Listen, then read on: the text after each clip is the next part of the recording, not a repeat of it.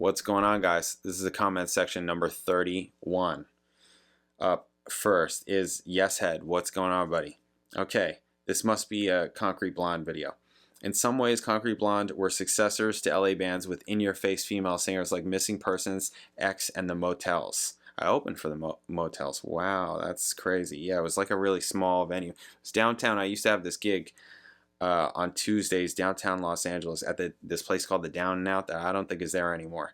And yeah, we played with them there. It was cool. The Motels, of course, the all-girl bands like the Bangles and the Go-Go's. My main problem with a lot of these bands was so many songs like this one bitched and moaned about how terrible LA and Hollywood were and how everyone was so fake, blah, blah, blah. But not one of them had the guts to uproot and move somewhere else because they knew SoCal was where the money and connections were. Yeah. I probably pulled this out because I lived in Los Angeles, right? I lived in Southern California, and now I don't. And yeah, that is a thing, especially for musicians and stuff like that. If you are trying to do music, now maybe it really depends. Also, it really depends, because I also had a teacher years ago, like before now. It's more so now than ever, but years ago, this is before 2010, it was probably 2007 or 2008, where he was saying you could do this from Kansas now. Because of the internet, you could do all this stuff from Kansas. Meaning, you just need an internet connection, you know, because so much is right here. And that's accurate. That's accurate. I mean, you can make music and you can upload it yourself and get it on all the digital platforms, and you can make content on here, and you can make content on social media and all this all of it, right? It's more so accurate now than ever. And this guy told me, this teacher of mine told me this in like, it was 2007 or 2008, had to be.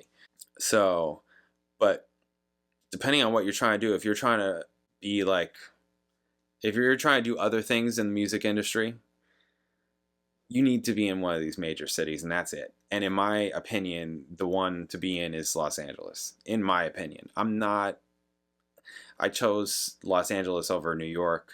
Being from New York, New Jersey area. Sorry, I hit the setup. Being from the New Jersey, New York area, and then going to college and living in Boston for a while, I kind of got New York, and I was just like, no, that's not, no. I'd rather be, if I'm going to starve and die, you know, because I'm in some city and it's difficult, I don't want to freeze. At least in LA, I'm not going to freeze, you know? So there you go.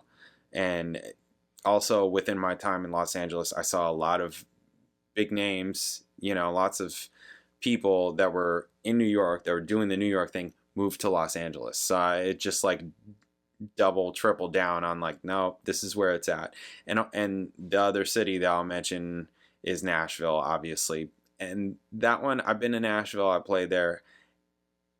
It just doesn't, it's not for me, I think. It just never felt, I didn't have that feeling. That's all. Maybe if somebody, I don't know, maybe if I spent more time there, or I was hanging, you know, maybe situations were different, maybe. But I just never got that feeling there. So I'm like, this just isn't for me. I'd rather be in Los Angeles. Yeah. And Los Angeles is gross and disgusting and all kinds of gnarly, nasty things. And the traffic is terrible and all that. And these are among the reasons why I didn't specifically live in Los Angeles. I did for a little bit. And I also lived right outside of downtown for a while. But then I moved out to the desert.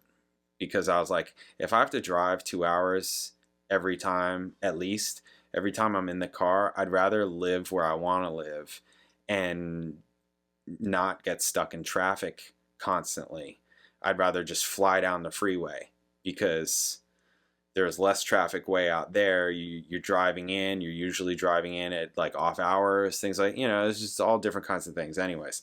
So there are ways around it. And also like, there's so many areas that you can live in that it's like, and obviously the nicest areas are going to be super expensive, like just dumb, super expensive, like dumb, super expensive. If you're driving down Sunset and then all of a sudden you notice the difference when you're in Hollywood and then all of a sudden you're in Beverly Hills, it's like literally like you cross over one road and it's like a whole new world. I don't know what the politics is behind that, but is that really what we're looking for? Like, I don't know. This is just the world, you know, it's just what it is. Maybe it's not the world. Maybe it's just, that's how it is over there. It's probably like that in a lot of cities, actually, frankly, where it's like, oh yeah, all of a sudden you cross this street or you go over this train track or whatever, and it's like, oh, it's starting to get gnarly. It's happening here. Anyways, I'm saying all this to say, if you're trying to be in the music industry and you're trying to do things with music, and you need to go where the action is, and that's where the action is. That's just what it is. And yeah, okay, you can fly in, you can visit, you can do those things, but it's always going to be best to just be there, because there's all kinds of things that can happen just like that. And if you're not just there and available, you're not going to get the call. It's that easy. Especially like, I'm a bass player. There's a zillion bass players. You know, there's a zillion guitar players that play bass. I hate that, but you know, like, that's reality. And some are fine and others, most are not. Right? I'm really not into that kind of thing, because to me it's a very different instrument. Regardless, yeah, you can't. And also, she moved out to the desert, right? Johnette moved out to the desert. I don't know when, but at some point she did. I mean, that's what I would do. That's what I would do. I mean, that's literally what I did.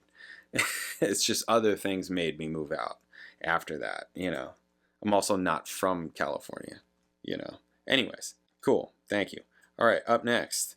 User, see, I'm not even going to go this. I recognize your photo. What's going on, buddy? I'm not even going to say that whole name. Awesome. Thanks, everyone. 25K. Yes, this was from a community post. I hit 25,000 subs. Wow, amazing. Woo! Crazy. I remember last year at around this time, Social Blade said I was going to be at 50,000 by this point, right? I think I even said that in my recap video. Wild, right? Anyways, all that stuff. Anyways, okay. You are first YouTuber I see that builds this network in a good way. I just unsubscribed 200 channels yesterday, but I don't do that with JP. JP is a guy that I could talk to in real live, honest, and about anything. Well deserved this. Chapeau for your discipline and your consequentially in the way you act. I don't know what that means or what you're saying. Sorry. You get respect for that discipline in the way you, okay. Sometimes the way I act is not, sorry. Sometimes I'm unnecessarily harsh and I say all kinds of, sorry. I don't mean to, you know, I mean, it's me, and I even try and be careful of things I say. I've always kind of been that way. I've always been the guy that sees the line and I just go over it, because I like to get people's reactions. You know, it's because I grew up with like Marilyn Manson and that whole shock thing. And I liked that. Getting a reaction out of, getting a rise out of people, all that kind of stuff. An instigator, yeah, I can be a little bit of that. Anyways, maybe less so as I get older, but you know, yeah, I definitely still have it. I know how to press buttons. You get respect for that. Greetings from Rio de Janeiro, the Dutch Rush fan that fled the Netherlands because he was fed up being screwed. Hey, good on you. Yeah, good on you. I haven't been in either of those places actually, but you know, as long as you feel that that's how it's going down there, and you got to, because F all these people, you know, all this crap, it's fucking nuts.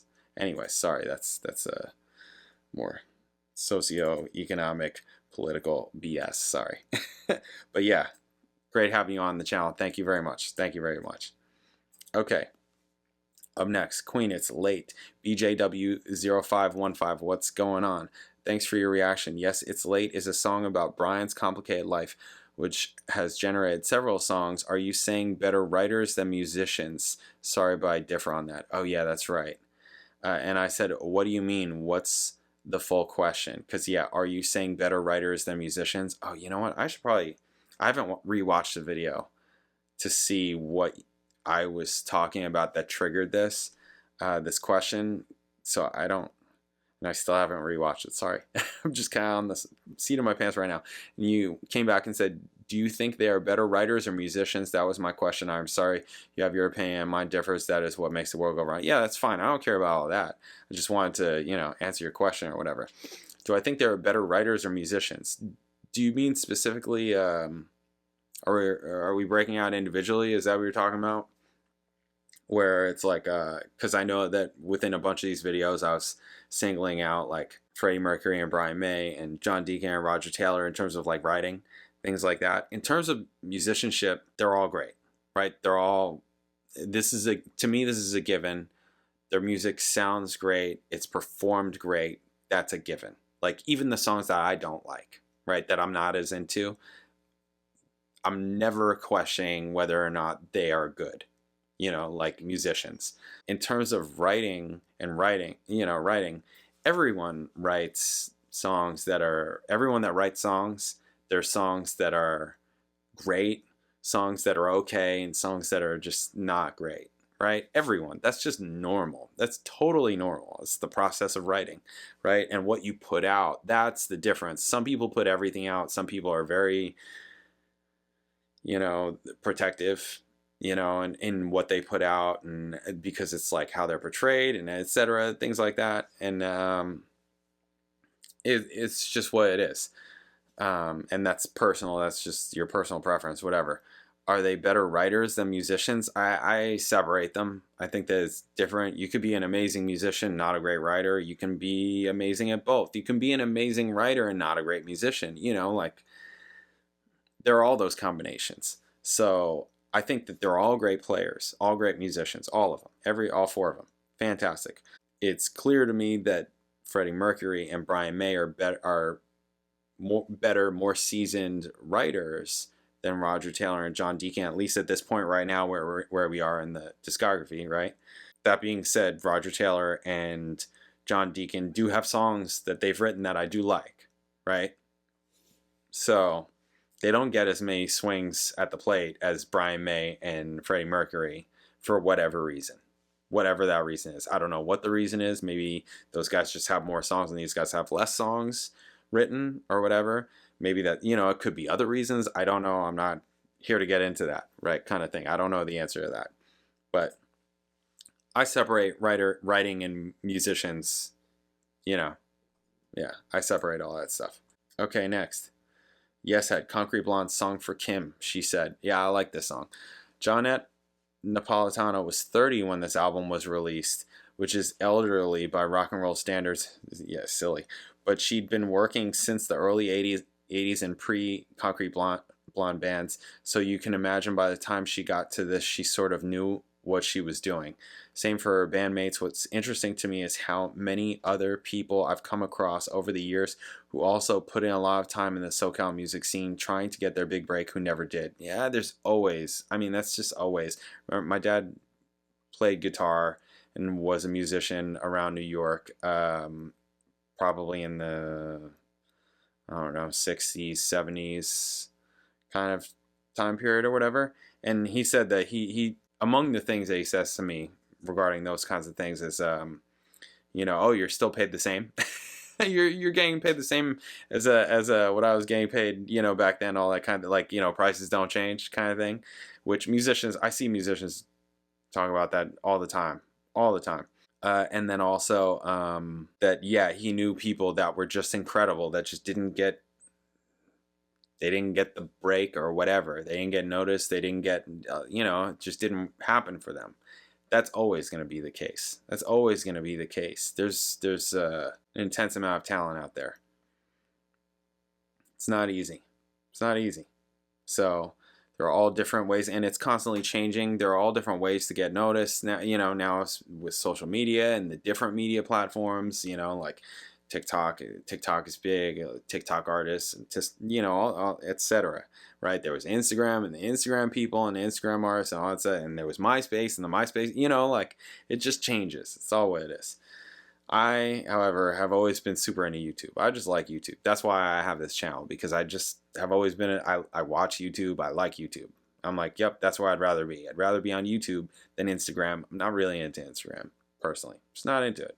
I have it. I've had it in the past and been active on it. I am not, again, if you're trying to get at me, that those hitting me up on Facebook or Instagram or any of that other stuff, if I even have it, to me those are the bigger ones, is not the way to get a hold of me. Just email me if you're trying to get a hold of me. Anyways, usually it came down to something either about themselves or their music, but sometimes it was just stupid luck and the connections you'd had.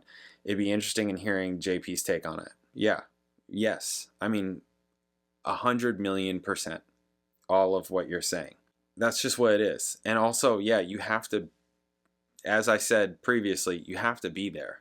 You know, you're not going to, it's going to be more difficult or different for you in terms of making it whatever that means to you, because there's that also.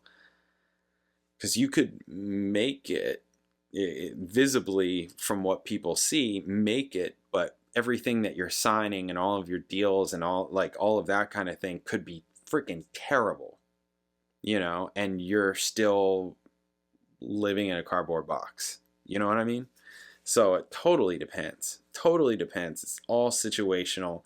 No one's life is the same. No one's you know what I mean? Like, it's all totally different. You don't know.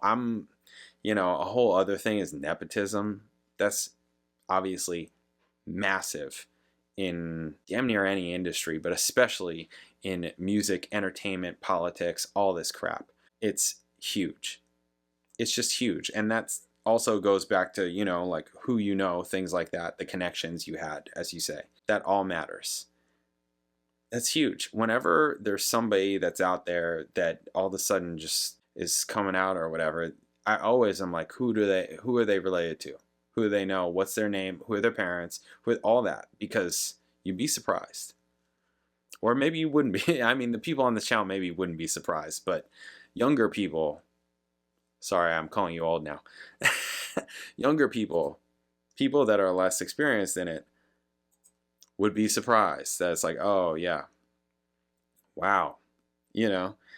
And that's not, that's just what it is. I'm not particularly like mad or bitter about those kinds of things, you know what I mean? Like, or against those kinds of things. But it's just reality. It's just reality. You just have to know it. And someone that has that. So recently, what was it? It was someone told me this. Guy that I'm buddies with down here told me about Eve 6, right? You remember that band Eve 6? They had that Inside Out song from the, what was that, the late 90s or something like that. The drummer's father was an A&R, lived in right there, a Southern California band, right? And they just immediately got the deal, started touring, etc., right? That's a big deal. Where other bands have to actually like do some more groundwork. That's a big deal, you know? Anyways, what it means is that if you don't have that, you need to work extra hard. Ultimately, you just have to know that, and you have to work extra hard. At what? It could be work extra hard at your connections, at making connections. Could be extra hard at working on your craft, at et cetera, et cetera. Ultimately, you have to do all of those things, you know, if you don't have one or the other. It doesn't mean that people that don't have those things don't make it, though, because the ultimate judge is going to be the people, to me. So it's like, if you're good, the people will find you. You'll get spread around, stuff like that. And if you have all those connections and you're able to make things happen, and you're not good, vice versa, right? So it's just what it is. It's just life, right? We're not all dealt the same hand. That's why things like equality and all that, things will never be, you know what I'm saying? Because we're not dealt the same hand, and you can't just lift certain people and you can't. That's never gonna work. It's never gonna work. Anyways, okay, this is this video. It looks like I have a few more. I have a couple more.